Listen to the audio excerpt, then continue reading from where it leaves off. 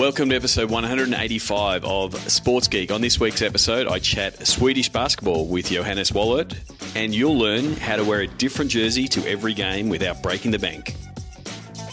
Welcome to Sports Geek, the podcast built for sports digital and sports business professionals. And now, here's your host who's looking forward to Melbourne International Comedy Festival, Sean Callanan. Thanks, DJ Joel. My name is Sean Callanan, and you are listening to Sports Geek, and I am looking forward to making my Melbourne International Comedy Festival debut. I will be doing 2 shows as part of the School of Hard Knock Knocks shows that they're going to be performing. They've got 12 shows, I think, over the festival.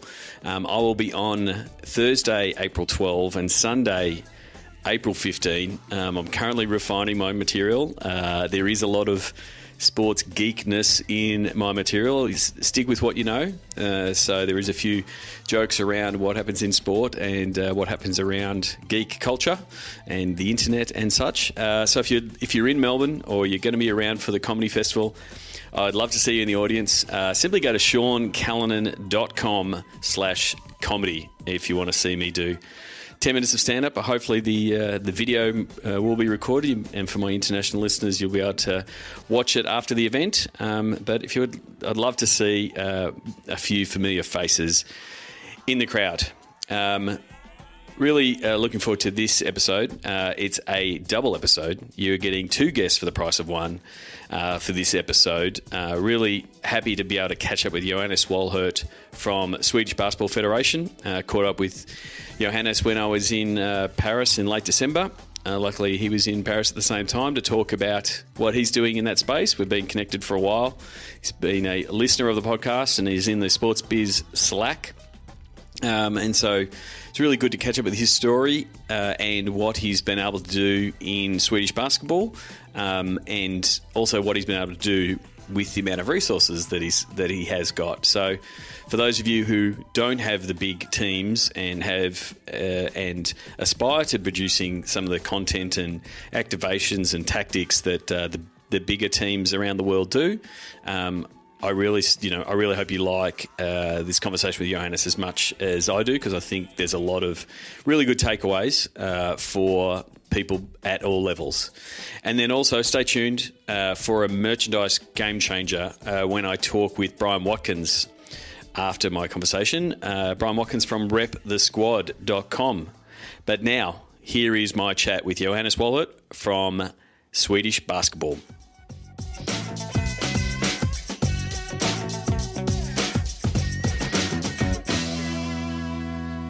Very happy to have a good friend who I was lucky enough to catch up with on my recent European adventure in Paris, Johannes Wohlert, marketing manager from the Swedish Basketball Federation. Welcome to the podcast. Thank you, Sean. Thank you. I'm glad to be here. So it was really good. As I said, it was quite fortuitous that you were in Paris the same time I was in Paris, and we'd met on this wonderful thing called the internet and via the podcast, and so we'd known each other via the Slack. So it was good to catch up, and it was what I found really interesting around my European trip was to see how the different markets in Europe and how the different sports are very different to the Australian market where I am and the US market that I'm very familiar with. To get people started and to understand where you work, take us through what the Swedish sports market looks like and where basketball sits in that. Yeah, well, I'm sitting here in Sweden now, and we have minus 10 degrees Celsius, and it's a snowstorm. So obviously, winter sports is a big part of the Swedish sports market. We just came off the Winter Olympics, where we had great results. Yep. So I'd say skiing, ice hockey, downhill skiing, they make up a big part of the Swedish sport market, participants and also commercially. During summer, football, European football is number one by far. Yep. Participants and in the stands.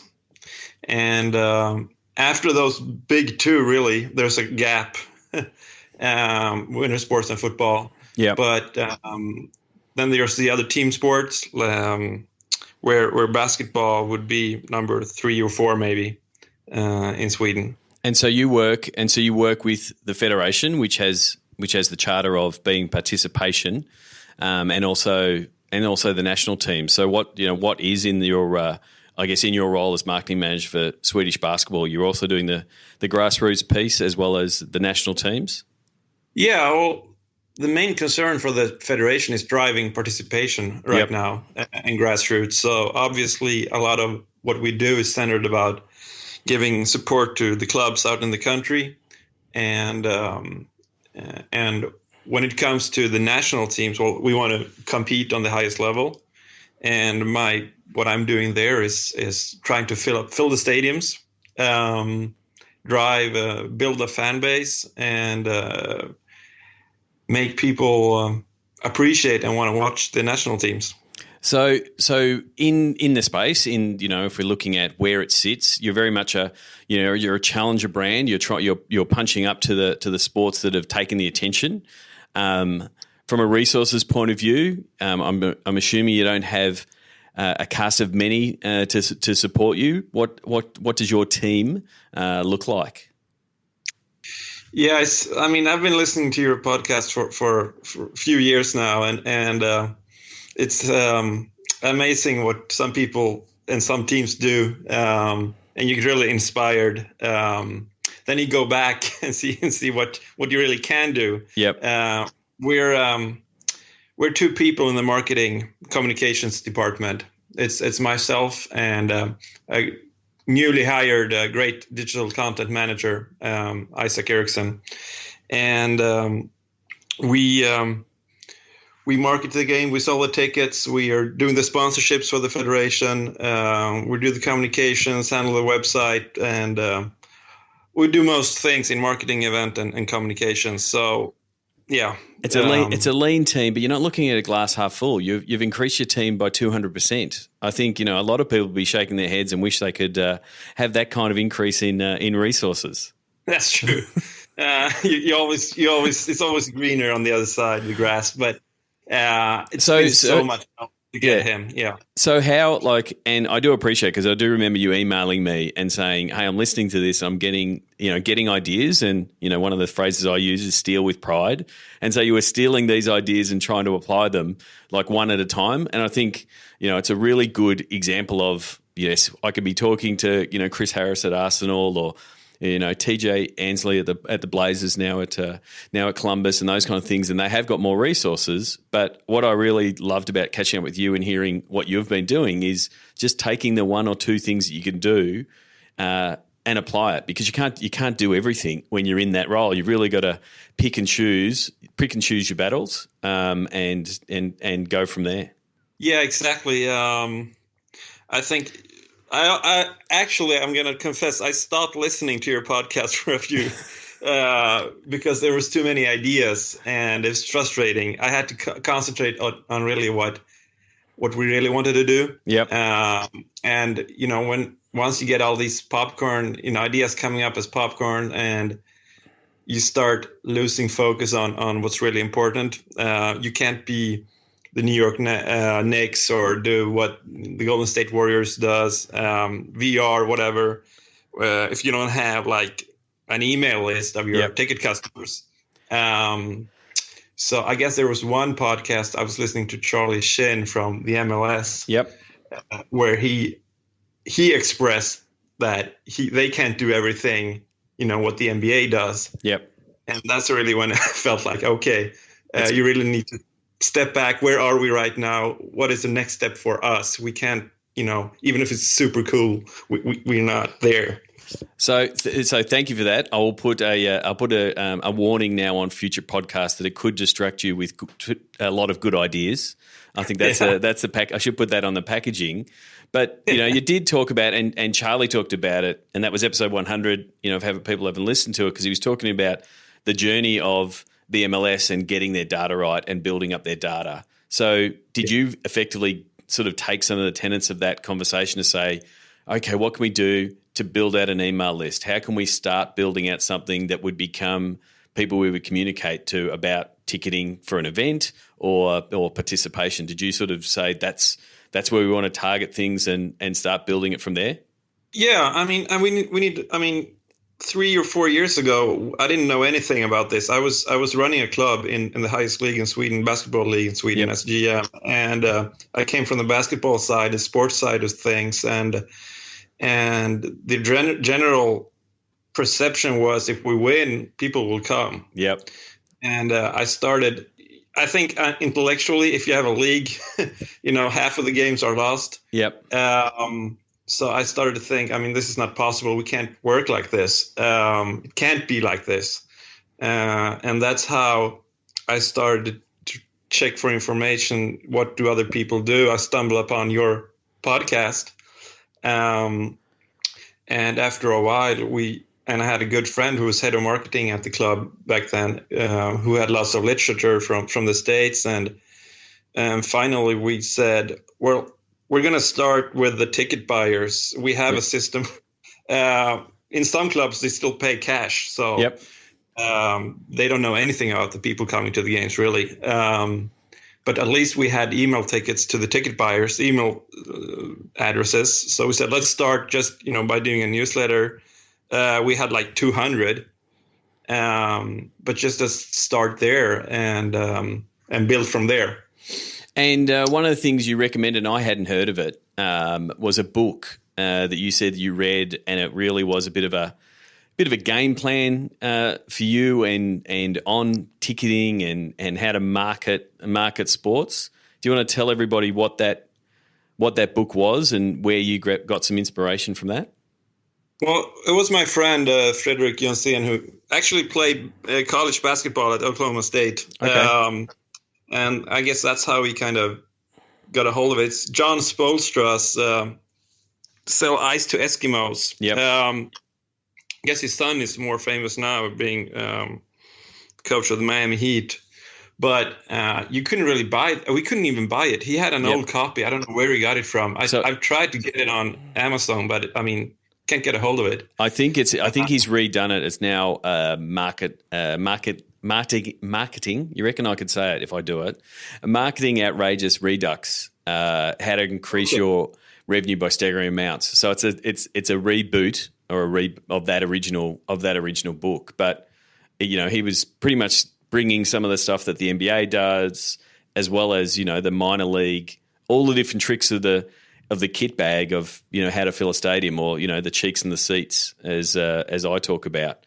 And so you just started again applying some of those tactics in what you were doing at your club, and then sort of started bringing those sort of same tactics to Swedish Basketball Federation. Yeah, I mean, it was just lots of ideas that market the away team, do all these themes, try to focus on 3 games instead of the big games, instead of focus on trying to get people to the games where you don't think people are going to come. Yep. Kind of, it was just inspirational, and we weren't really at that point into the CRM or digital marketing or anything. It was just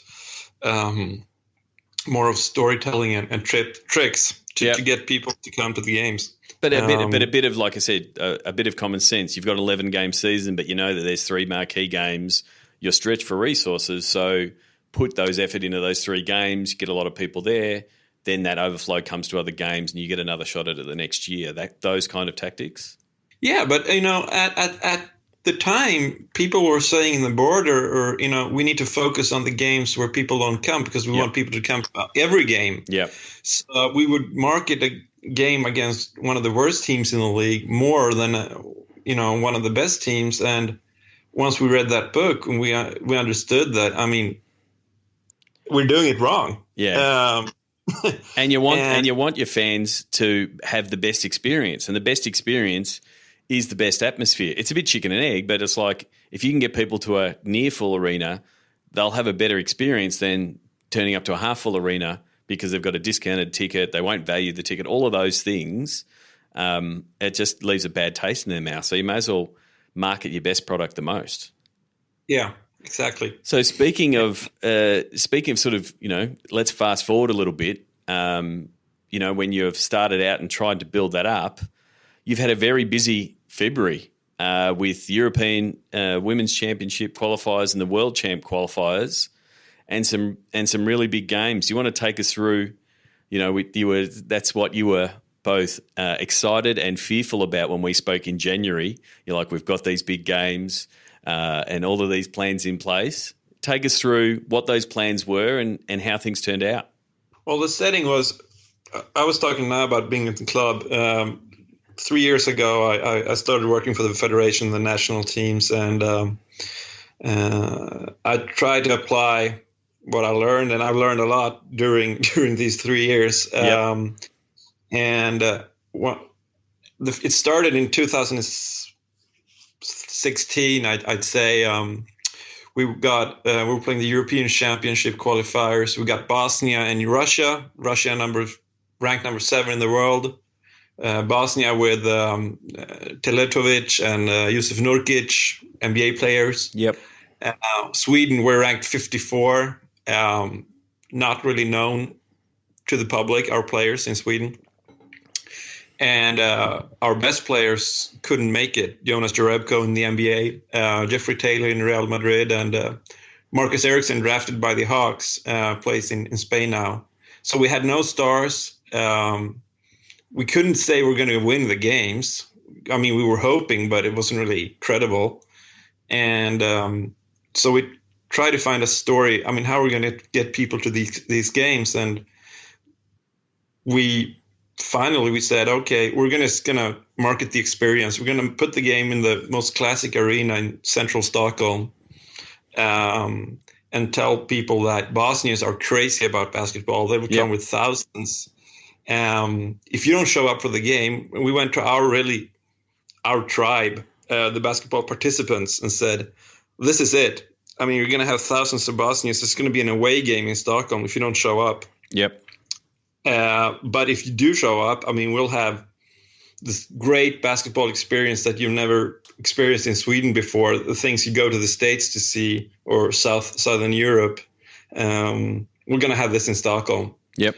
And we started really focusing on youth coaches, on team parents in Stockholm area, sending emails really directly to them, explaining, selling the story. And it ended up having 7,000 people coming to the game. Yep. And of course, by then we knew more about data collection and so having just a relationship and everything. So just for context for people, and 7,000 people turning up to a national game. The last home game before that one was 900 people. Is that from correct? So, for people thinking, wow, to get 7x return or 7x increase in people turning up is a phenomenal aspect. And so it set you a really good, I guess, foundation for saying, well, this, putting this system a little bit around it, getting this data, understanding who's coming along, set you for a platform going forward. You did things like checking in with the fans who went to the game, what they thought of it. Everything was super positive. Yeah, I think we had a 98% of the people going to the game would recommend friends going to a basketball national team game, even though we lost the game. We lost the game by 2. And that was really the goal, to have people have fun. I mean, we were playing great, so I mean, we lost by 2, but it's more about getting behind the team in the same way, that football, that the fans, no matter what, are going to be behind the team. They're always going to cheer. You wanted to bring some of that atmosphere to the basketball games. Yeah, and I mean, it's not really, we're not doing anything uniquely. I mean, I see this all over the world. It's just that with few resources and a good story and lots of hard work, you can go from 900 to 7,000. I think the trick is to what we're really working on now is being stable and kind of stabilize on 5,000, 6,000, 7,000. One shot is so. now when we had Turkey this was in 2016. Now Yep. we're going to play Turkey in February, and the ladies team we're going to play in February too. Can we repeat this or not? And when we met in Paris, of course I was. We had done a lot of work, but I didn't know. Yep. Was this just going to be a one-hit wonder, or can we repeat this and make it? Did all the things we learned pay? So we met. I think we met in the end of December. Yep. And now, we're in February. We had 2 games. We had the ladies team who played the week before for a record attendance of 5,000, and the men's team played Turkey, and we had a record attendance of 8,045 people showing up. So first of all, again, congratulations on just back-to-back attendance records, getting people there, and and when I do have one, people like yourself listening or anyone listening, and they do listen to the big clubs, the Golden State Warriors and the Arsenals and that of the world, that they go, oh, but that's not me. Oh, I don't have that. And I've spoken to people at grassroots who are running their own clubs, whether they just be a grassroots clubs or clubs with smaller resources, smaller teams. I hope that they're listening to this going, well, yeah, we can do that. We can drive attendance, and we can start building out our database and start getting a better understanding. So I want to say thank you for being able to share that. But I guess everyone who is listening is now probably wondering, we've talked about the off-field or off-court and the success you had. What about the actual games themselves? Did they match all of the hype and all of the excitement that you had for the games? Yeah, I mean, I think all the people that work in this business, I mean, you do so much around the field, then you just cross, fingers and hope that the games themselves will be great. Yeah. But you can't really do anything about that. And so many times they're not really, that spectacular, or you lose or whatever. This time the ladies played Croatia, and it was a tight game, and we won it by 7 in the end. Mm-hmm. We had 5,000, mostly kids, but fans that were, ecstatic. We had a fan zone with 800 people afterwards. They were signing autographs for hours. Yep. The men's team, I mean, they went into big-time favorite Turkey. I mean, basketball is, I guess, the biggest sport in Turkey after football.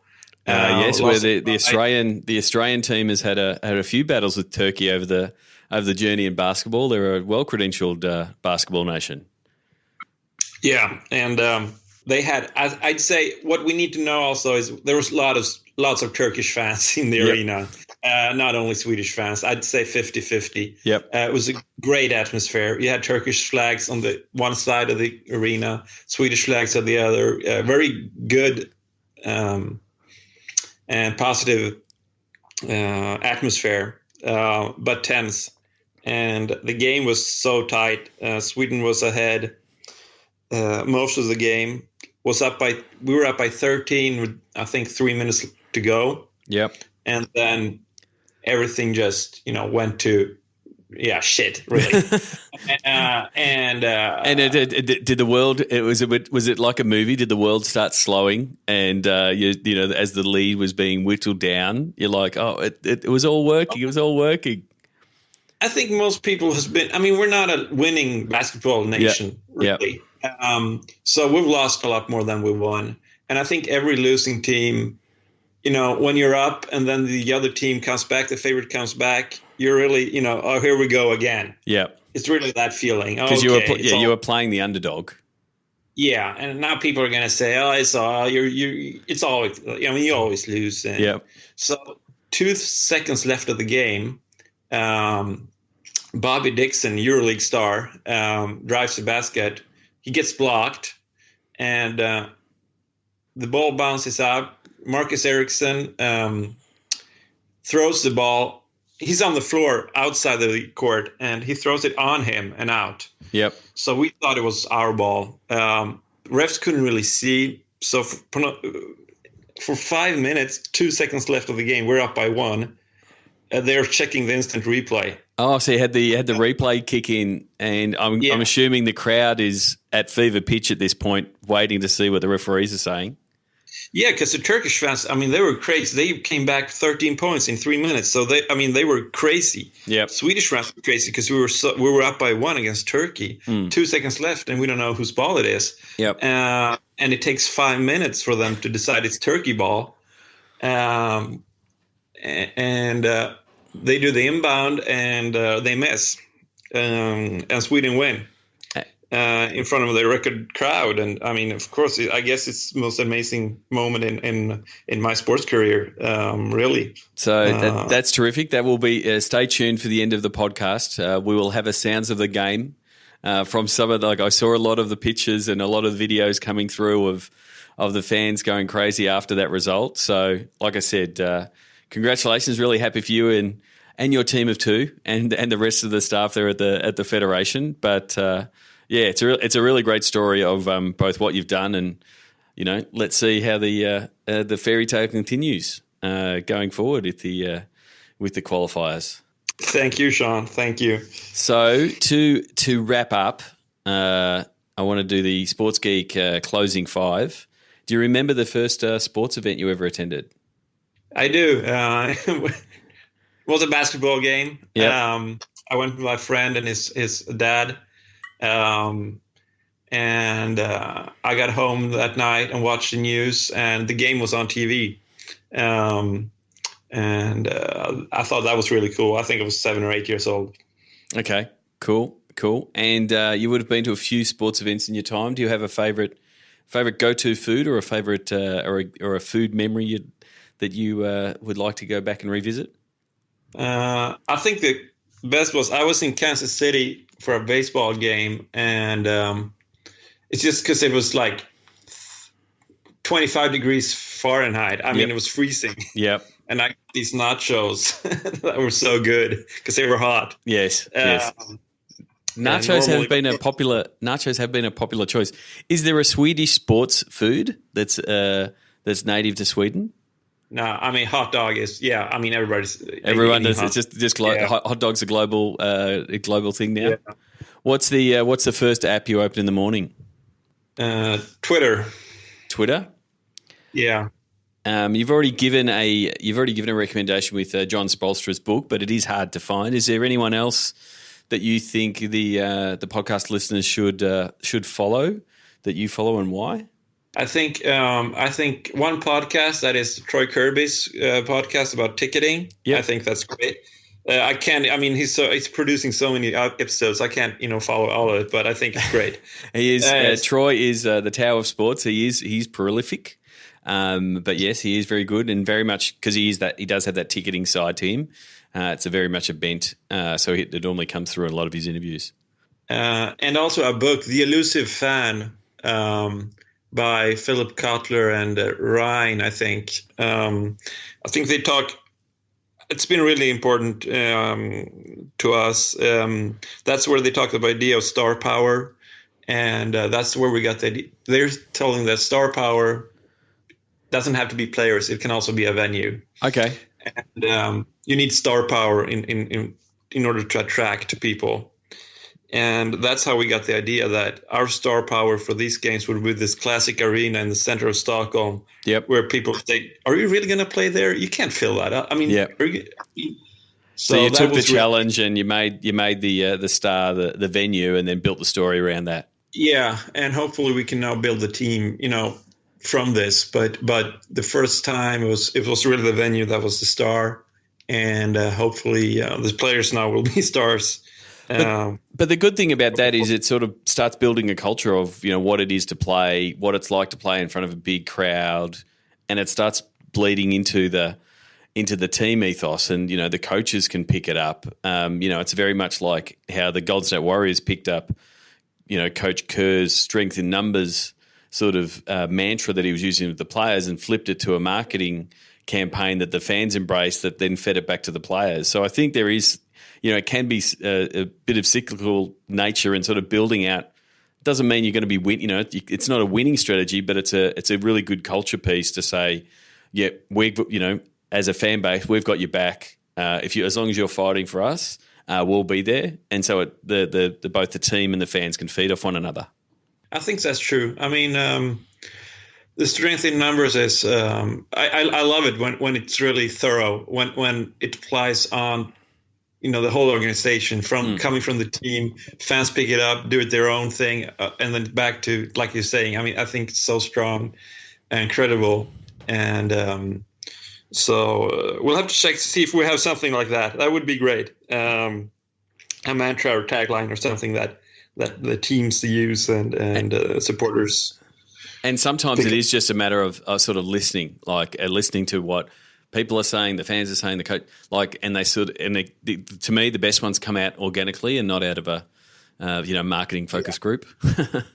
Yeah. So, last one, what social media platform is your MVP? Whether it be, answering it personally, or as your marketer, as the federation, what platform has been the MVP for you guys? As a federation, Facebook, without doubt. I mean, we've been using it to market the games and geographically to our tribe, really, to find them in different little cities in Sweden, and also to follow the conversation about the team. Most of the fans are on Facebook. Yep. So yeah, without doubt, Facebook. Personally, I think Twitter has been the best, just because you can learn so much. You get outside of your box with Twitter, and pick up things from all over the world. How are you feeling of those two? How are you feeling? Because they're both sort of going through a little bit of a pivot at the minute. Facebook sort of pivoting back towards personal and potentially, pushing brands a little bit to the side and making advertising more required, which I'm okay with myself. And Twitter sort of, pivoting slowly and becoming a little bit more useful. There's even reports this morning. I was reading that a lot of brands are seeing more video views on Twitter. They've seen a bump in the last couple of months. Do you feel like it's a few things that it's made changes with? It's pivot to media a little bit, some tweaks that it's made. How are you feeling about both of those, and I guess where they're headed? I think it's interesting. I think Facebook, I mean, we were really into live and try to do a lot of live, but it's not really video. I think for Facebook, it's not always gonna be there, but it's gonna be there for a long time and be instrumental. Yeah, I think that the live video piece, again, it's another thing that sort of only came out in the last week or two, was that Facebook is tending towards longer videos. It's sort of pushing as Facebook Watch as a platform as opposed to live. Like even the fact that they're no longer paying a whole bunch of partners that they were paying to do live content, and so obviously those partners are no longer doing live content. That's potentially the spot that Twitter might be, because Twitter is live. Like that's where Twitter thrives. Yeah.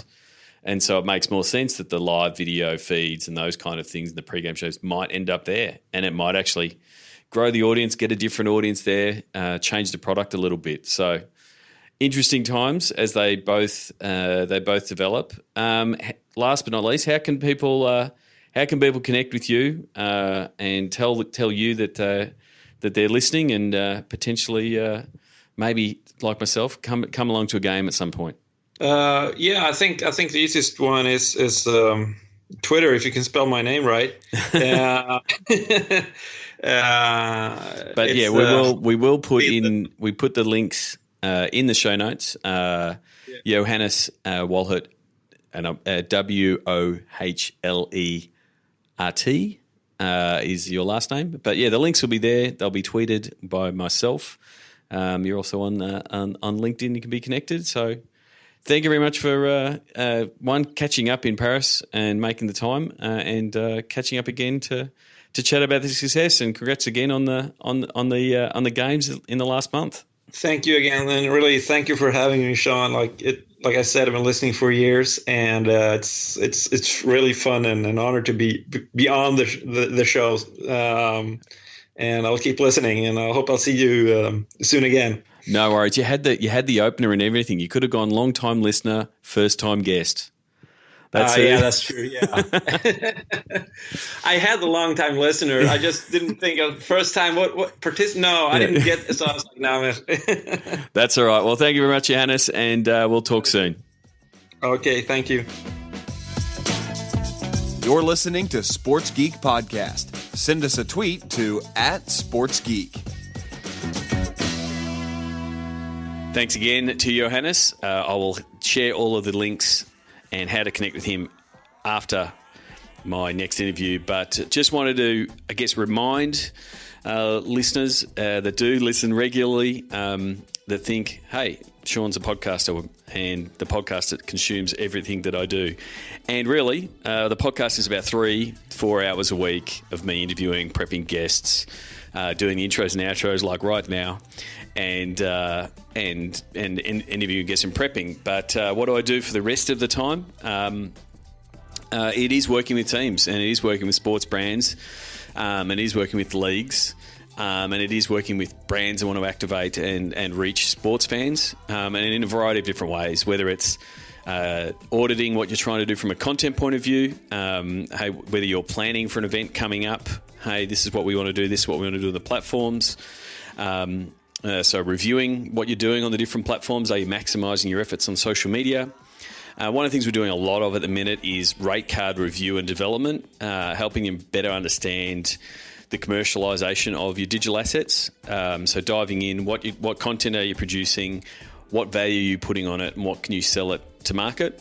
And then that sort of starts then leading into the campaign development and in the Sports Geek Campaigns product, where we work with your commercial team to help them build campaigns that drive revenue, and help them build campaigns and pitch decks and offers to sponsors that have digital integrated. So one, to show that there's revenue coming back to your team via digital, but then also the real important thing, as discussed with Fiona Green in a recent episode, getting really valuable data for both you from a team point of view, but also for your sponsors. So we do a lot of stuff around data acquisition, whether it's be driving new leads for ticketing and season tickets or sponsor campaigns. Ticketing campaigns are always going to be something we do, and it's a focus, as Johannes said.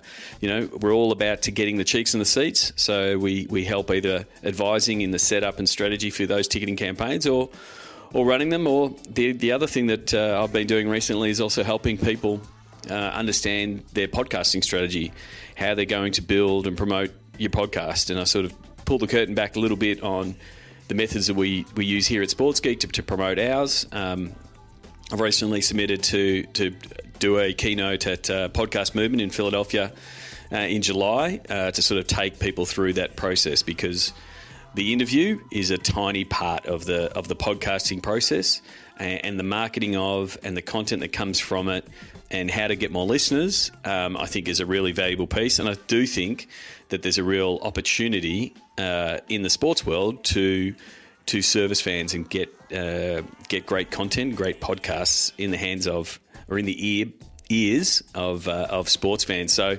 there's just a few of the services and sort of projects that we're working on and have worked on. So if you feel like we could help you in that space, please send me an email, sean@sportsgeekhq.com, or book in a time for a phone call. Happy to chat with a Sports Geek podcast listener and see how we can help, or at least give you some advice where to go to. So you can book in a time for a call at sportsgeekhq.com/phone call. My second guest on this episode is Brian Watkins. He is from Rep the Squad, based out of Seattle. Really innovative way and a bit of a game changer in the e-commerce and sports merchandise space. So I hope you enjoy my conversation with Brian as we sort of dive in. What is Rep the Squad, how it got started, and why it could be a real big game changer in the merchandise space.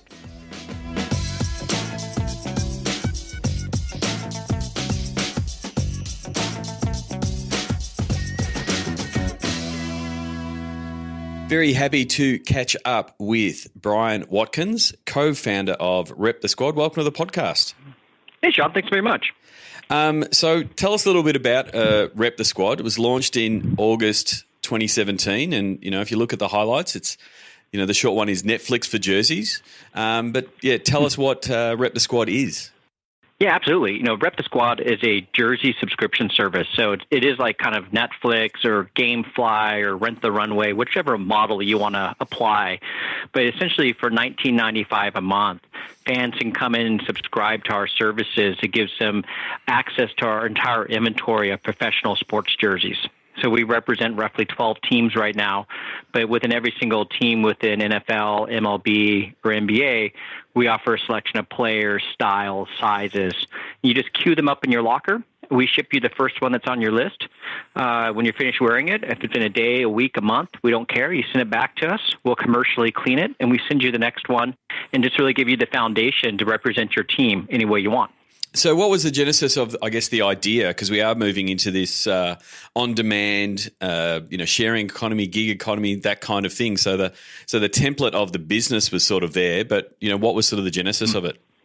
Yeah, I mean, I think it's both. On the business side, I looked at the economic model as being just really like the next evolution of consumption within our in the retail market. So I've had a background in e-commerce for almost 20 years, going from phase one of just listing everything online and driving down price to integrating omni-channel solutions, integrating into stores, and really saw this upcoming trend, and it's already here in a lot of places, about access versus ownership, and the ability to actually starting to cross over into apparel and then finally into male apparel made sports a very attractive proposition.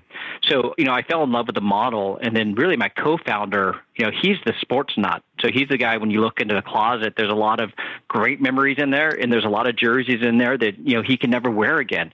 And I think it was a combination of my passion around sports and the value and the model and his passion around sports that really combined together to create Rep the Squad. Yeah, I mean, it is a changing landscape. I think it was only just in the jersey market. There was even in the lead up to the NBA trade deadline. There was a few retailers offering trade guarantees. If you buy a Blake Griffin Clippers jersey and then he gets traded to the Pistons, you're right, you're not gonna wear it. So that's where your model fits quite well. Yeah, and I think, as people realize, jerseys in the United States cost between $100 and $350 for a replica or authentic version. And, that's a pretty significant investment. And so, yeah, I mean, Fanatics and a few others have come out with kind of a guaranteed 3-month option that you can return your jersey. But we look at it very differently. We want to create a platform that allows people to extend for however long they want. So, we actually also have a trade-in program we just launched as well. But our idea here is like, hey, just, send us back anything that you can just no longer want to wear. Is it someone who's retired? If it's someone who left the game after 6 years, if it's a childhood jersey, you're just looking for some value out of, we want to give people that platform to exchange, so the value proposition of them being kind of a passionate fan is still there. So what is your customer profile? Because you sort of said there that you've got that price point of $100 to $300 per jersey, and someone wants to wear 5 or 6 different jerseys. We've seen the new Nike partnership with the NBA. They come out with 4 different versions of every jersey for every team. And if you're a Kevin Durant fan, you want 4 different jerseys, and you're getting close to potentially $500 or $600 if you want to get all of them. Who is your target market in that space that says I want to wear multiple jerseys, whether they be to the game or just out and about? Have you found a sweet spot in the short time so far? Yeah, we spent actually a lot of time before launching researching the different segments, and there's 3 core groups that came out. And the first one was actually the one that surprised me. It was actually the diehard sports fan. It's actually people who already own multiple jerseys have the highest likelihood of joining Rep the Squad. And when you talk to them, it's not because they want to replace their jersey purchasing. Use your example. People are going to buy the home Kevin Durant jersey. Yep. But what they're not going to be able to do is buy the City, the alternate their way. Maybe they want even the Seattle Supersonic throwback Durant jersey. And that's where the sort of accessibility of an endless closet comes into play. And so diehard sports fans were by far our number one acquisition target within the segments. and you see it within their profile. So, one of the interesting things on that segment was when Cliff Averill from the Seattle Seahawks got injured last year, we saw a lot of retailers start to discount their jerseys because they were trying to liquidate inventory because they had a concern about him. Versus on our side, we actually saw fan engagement and rentals spike because that, kind of passionate diehard fans want to wear that jersey to represent that person who's being injured and kind of say, hey, we got your back on this. So it's kind of, diehard sports fans was number one. Youth also tested extremely well. Kids, if for everyone who's bought jerseys, and I'm kind of that test case here with my son, his favorite player seems to change every single month, and he seems to grow an inch. Yep. So instead of having to buy multiple jerseys, for one single price, we can kind of satisfy his needs for the entire 12-month period. And then finally, it's counterfeit jerseys. And so, one of the things that we learned during our research is roughly 25% of people who walk into a stadium are wearing a counterfeit jersey. And we took the time to actually pull them aside and ask a very uncomfortable question. We asked, hey, do you know you're wearing a counterfeit jersey? And, lucky enough, almost every single one of them said, yes, I know. And so then we asked, well, what brought about that decision? And you heard two constant themes. You heard one about accessibility. So it wasn't, so affordability was in there. That was one of the themes. But the other one was accessibility, where they couldn't get a certain player in the pro shop. They were either sold out, or maybe they didn't have the right production run, or maybe they wanted the salute to service style or the color rush style that wasn't available. And when they look at the value proposition that we were going to be able to have across all these different players and styles, there was a greater than a 50% likelihood of them wanting to try out this service. And so, we've heard the stories around big data and the analysis that Netflix does around the content that the consumers are consuming to help them decide what they're starting to program and some of what they're doing in their original programming. Are you sort of running the same and similar stats to manage your inventory to know this player's a hot player? We need more of this inventory because you don't want to have that experience if someone says, oh, James Harden's going to win the MVP. I need James Harden, or the NFL season's kicking in. I really need to, a lot of these type of jerseys. How are you managing that from an experience point of view? Because you don't want people not being able to get the jersey they want. Exactly right. And this comes down to, maybe this works in fantasy football, but there's not really a true quote unquote marketplace for player jerseys. And so something we've done internally is built what we believe is a real-time marketplace. We bring in about 30 to 35 variables, depending on the player's contract, the position, last injury, what their fan engagement is within Facebook and Twitter and Instagram. We're looking at their fantasy sports scores. We tie all that in, and we basically rate the players as being between 1 and 5 stars. And so with a 5-star player like a Harden, we're going to buy into that inventory. We see what people are queuing up in their locker, and we're willing to go out multiple deviations of risk with a 5-star player versus maybe someone who's on the last year of their contract. Maybe they've been injured. We look at a player like that and we start to pull back to reduce our risk of future investment of jerseys until we know they're ready to come back or until they sign something new. And so from an inventory and I guess league coverage point of view, what do you currently have in store in availability from a rep the squad point of view? Are you just in the US, North American market for now, and are the plans to go potentially further? Yeah, I mean, unfortunately, I think right now for your international subscribers is we're not ready. Right now we're representing within the NFL, we have the Seattle Seahawks, the Oakland Raiders, the San Francisco 49ers, the Denver Broncos, and the Detroit Lions. And then we followed up basically with the NBA offering in each of those cities. So we have, the Denver, the Nuggets are in there. Yeah. The Golden State Warriors are in there. We actually have the Supersonics, which kind of makes it fun for Seattle. Yep. We have the Pistons, and then we also launched the LA Lakers. And then for Major League Baseball, we have the Detroit Tigers and the Mariners right now. And we're going to expand into some additional markets. But what we're really doing is this is a seed round for us. This was us to test the concept to really prove. We had a lot of theories. We had the segments. We had what we thought was right. This was really to come out and prove that the model works. And we've been extremely pleased. So now what we're looking at is how do we expand across the U.S. And then we actually think there's actually a great global opportunity. I mean, all you have to do is think about European Premier League and the Indian Cricket League and where rugby goes. And we actually think there's a lot of plays about how the kits change over time, especially within the world of, world football, and how you could actually use those kits to be current in some markets, and you can move last year's kits back into other markets for rentals and be very successful as well. And what's been the initial feedback from customers and even non-customers? Are you getting people pushing back on the, hang on, I'm not wearing it, it's not my jersey, I'm wearing a jersey that someone else has worn? Those kind of, what are the kind of questions you're getting from, the market? Yeah, we've been really pleased. We have, we survey our customers, both current and past customers, and we see, our net promoter scores are kind of in the upper end of satisfaction. And so we're really pleased with the feedback we've gotten. And we also offer a lot of things to our customers as they're pausing or wanting to cancel their subscription. We ask them if they just want to go into off-season mode to launch into the following league season. And we get a tremendous amount of follow-up demand and reactivation. So we know that we're pleasing the customer. And I had the same concern. Some people say, what about wearing someone else's jersey and how does that feel? And, it was actually on a radio program, had the best response, which is, if you've ever been to a hotel room, if you think those sheets are brand new, you've been taken for something, right? Yep. So this idea of, and this is where the confirmation, I think, of this model worked was when Rent the Runway and the Tote were doing it for female fashion. Yep. That was bridging the gap into kind of the male consumer and the youth consumer. And now we see it everywhere. It's not just with us or with renting a tux for a wedding. Even Nike today has a subscription program for kids' shoes where you can wear, you can subscribe and you get a new pair of shoes every month and you ship back the old ones. So I think we're breaking down this barrier because it's a new trend around accessibility.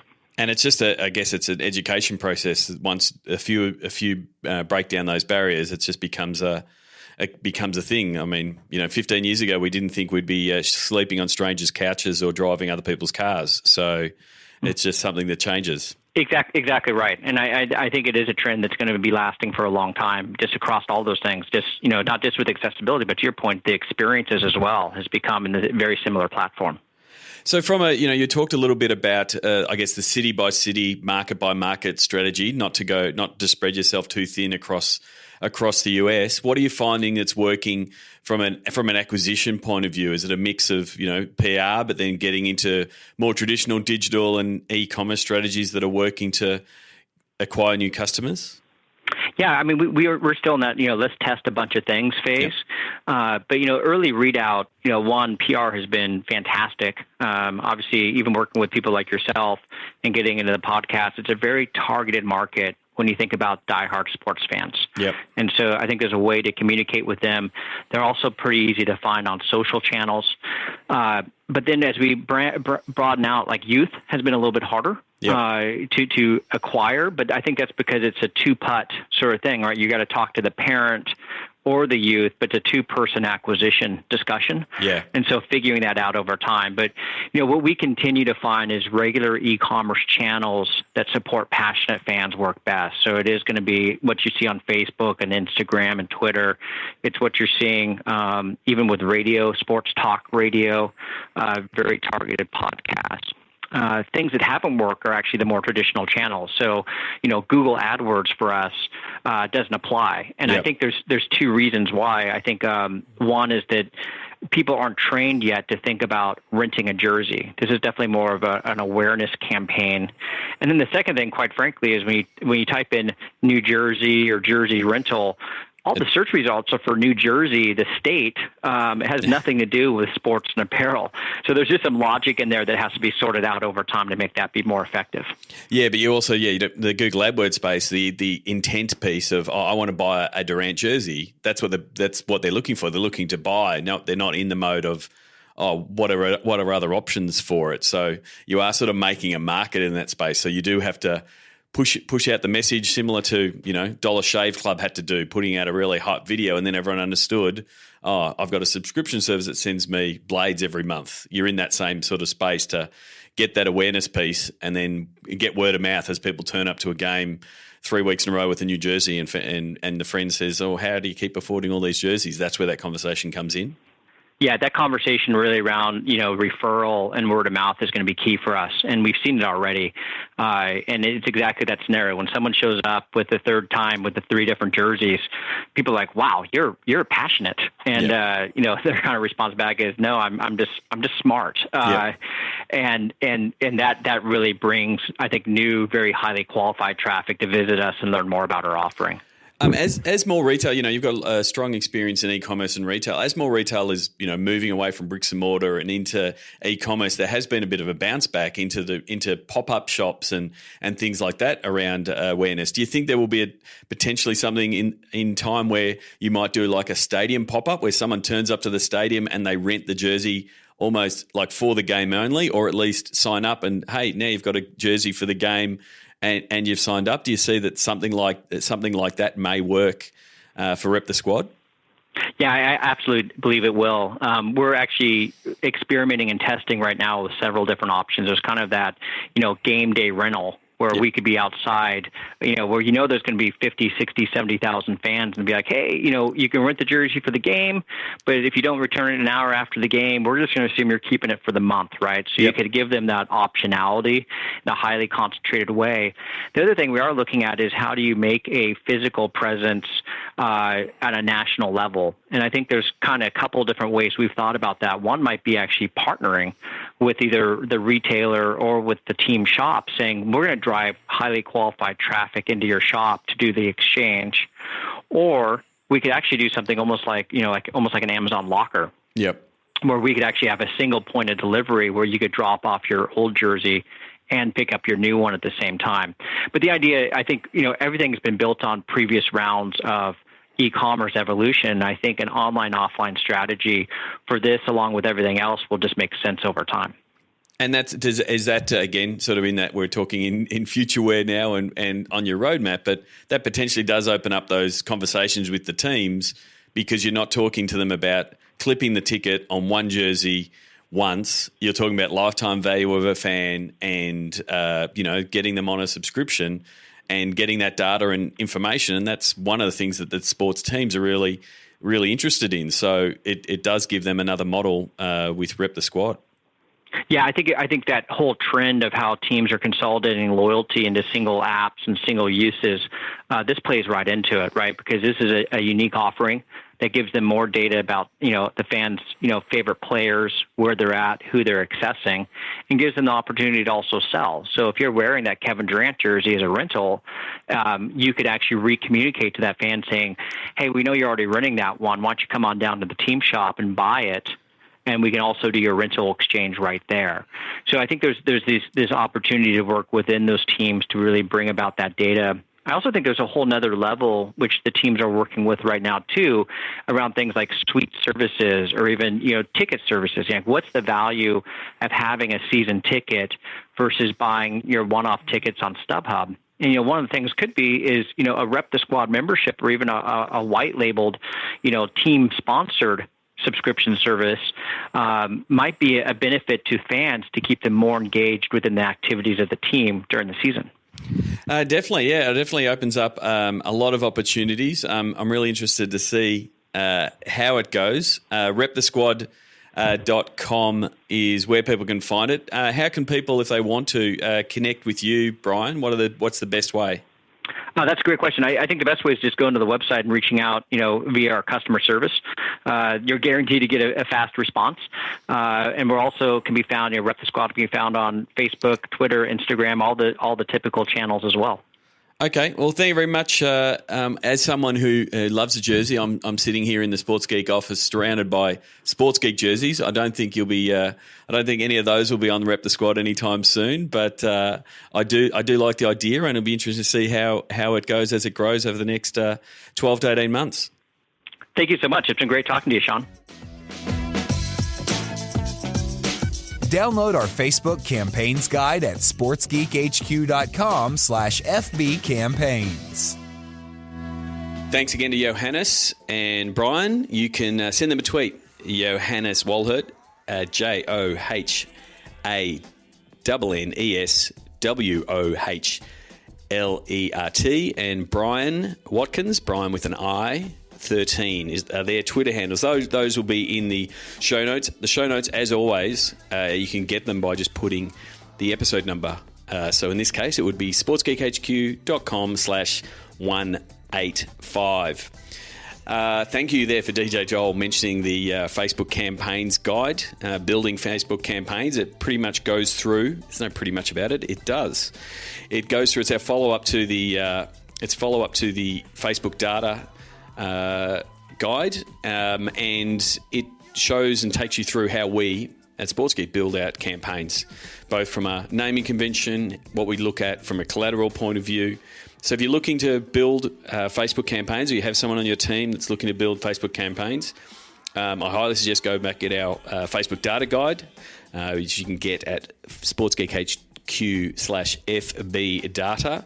And then the campaigns guide pretty much is the sequel to that. How do you go about executing the campaigns? What type of campaign objectives are best for ticketing? What are best for engagement and reach? And what are best for sponsors? We go through all that in that. And you can get those, both of those. You can get the campaigns one at sportsgeekhq.com/FB campaigns and download it now. Thank you for those who've downloaded it so far and given feedback. Really appreciate it. And last thing, because we're sort of in the season for it, is we've been doing a little bit of social media athlete training as a workshop, working through with athletes on how to use it, what platforms work, how to get it into their athlete lifestyle and the workflow, I guess. And then also one of the big things is sort of understanding privacy and also understanding security of all the platforms, because one of the worst things to happen to an athlete is for them to get hacked, and not only their social media accounts getting hacked, but other parts of their lives. So if you have a sports team and athletes that need a reminder on what to do and what not to do, I'm happy to talk about the things that they shouldn't do, but also it also works really well for coaching staff that want to understand what their players are doing. So if you have a coaching staff that's not using social media, doesn't quite understand digital, we can take them through how to use it, what to do, how to monitor their athletes. At least they can be lurking there and seeing what they're doing. So you can, again, go to sportsgeekhq.com/social media athlete training. Has all the info. We can send you some info of the training itself. But as always, please, you can send me a tweet at Sean Callanan. You can email me, sean@sportsgeekhq.com, or you can reach me in the Sports Beers Slack community. Until next episode, as I said in my conversation with Johannes, the Sounds of the Game, stay tuned, is some of the fans completely going off after their big win against Turkey. Congratulations to Johannes and the team and the Swedish team. Look forward to more success both on and off the court. Until next episode, my name is Sean Callanan, and you've been listening to Sports Geek. Join over 1,000 sports business executives in Sports Biz Slack. Go to sportsgeekhq.com/Slack. Connect with Sean on LinkedIn. Thanks if you have already. Go to sportsgeekhq.com for more sports digital marketing resources. Want to chat with Sean? Book a time for a call. Go to sportsgeekhq.com/phone call. The rim, who's going to get the rebound? And it's Turkey. Balbay back out to Mamatoglu. Does well to avoid the cover. Nails the three. Turkey's within a point. We're inside the final minute. Can this game get any better? They do it. Stanley's got to put it up. Does it land? Off the rim. And Sweden have done it. Sweden have beaten Turkey in Stockholm. And look at those men in goal go nuts.